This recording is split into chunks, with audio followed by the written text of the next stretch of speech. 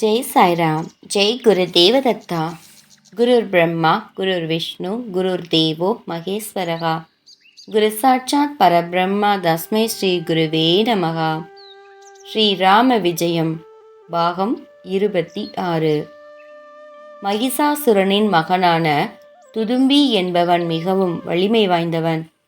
வானத்து தேவர்களையும் பூமியில் இருக்கும் மனிதர்களையும் மிகவும் துன்புறுத்தி வந்தான். எவராலும் அவனோடு போரிட்டு வெல்ல முடியவில்லை. கடைசியாக துதும்பி யமனிடம் சென்று தன்னுடன் சண்டையிடுமாறு சவால் விட்டான். என்னால் உன்னுடன் சண்டை போட இயலாது. நீ கிஷ்கிந்திக்கு சென்று அங்கிருக்கும் வாலியுடன் உன்னால் முடிந்தால் போரிட்டு பார் என யமன் சொல்ல, அதன்படி துதும்பியும் கிஷ்கிந்தை சென்று வாலியை சமரிட அழைத்தான். கோபத்துடன் வெளியே வந்த வாலி துதும்பியை கொன்று அவனது உடலை வானத்தில் எறிந்தான். அது சென்று ருசியமுக பருவத்தில் விழுந்தது. அங்கு தவம் செய்து கொண்டிருந்த ரிஷிகள் எல்லோரும் அந்த பருத்த உடலின் பாரம் தாங்க முடியாமல் மாண்டனர். அங்கிருந்த மாதங்கர் என்னும் முனிவர் கோபமடைந்து, வாலி இந்த மலை பக்கம் வந்தால் அவனுக்கு உடனடி மரணம் சம்பவிக்கும் என சபித்தார். துதும்பியின் மகனான மாயாசுரன் தனது தந்தையை கொன்றவனை பழி வாங்கவென கிஷ்கிந்தைக்கு வந்தான்.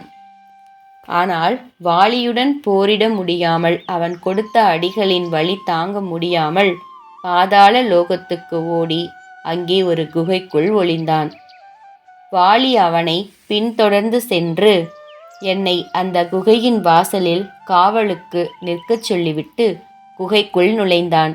ஆனால் பல மாதங்கள் ஆகியும் அவன் திரும்பி வரவில்லை. அத்தனை காலமும் நான் அங்கேயே நின்று காவல் காத்தேன். இந்த சமயத்தில் சில தேவர்கள் கிஷ்கிந்தைக்கு வந்து அதை தங்கள் வசமாக்க முனைந்தார்கள். இதை அறிந்த நான் ஒரு பெரிய பாறாங்கல்லை அந்த குகையின் வாசலில் வைத்து மூடிவிட்டு கிஷ்கிந்தை சென்று தேவர்களுடன் போரிட்டு அவர்களை முறியடித்தேன். 20 மாதங்கள் ஆகியும் வாலி இன்னமும் வரவில்லை. அதனால் அவன் இறந்து விட்டான் என எல்லோரும் முடிவு செய்து கிஷ்கிந்தையின் பிரஜைகள் அனைவரும் எனது விருப்பத்துக்கு மாறாக என்னை அரசனாக்கினார்கள். இதற்குள்ளாக மாயாசுரனின் தலையுடன் வாலி குகையின் முகத்துக்கு வந்தான். அது மூடப்பட்டிருப்பதைக் கண்டு மிரண்டு போய் இது என் வேலையாகத்தான் இருக்கும் என நினைத்துவிட்டான்.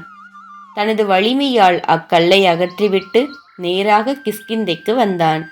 அரியணையில் நான் அமர்ந்திருந்த காட்சியை கண்டதும் அளவில்லாத ஆத்திரம் அடைந்து என்னை கொல்வதற்காக ஒரு பெரிய கல்லை குகை வாசலில் வைத்து அடைத்துவிட்டு இங்கே என்னுடைய ராஜ்யத்தை எடுத்துக்கொண்டாயே என கோபமாக சொல்லிக்கொண்டே என்னை தாக்கினான்.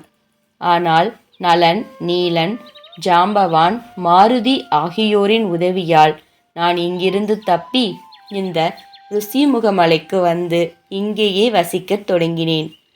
ஏனெனில் வாலிக்கு இருக்கும் சாபத்தால் அவனால் இங்கு வர முடியாது என்பதே இதன் காரணம் என சொல்லி அங்கே சிதறிக்கிடந்த துதும்பியின் உடலை காட்டினான்.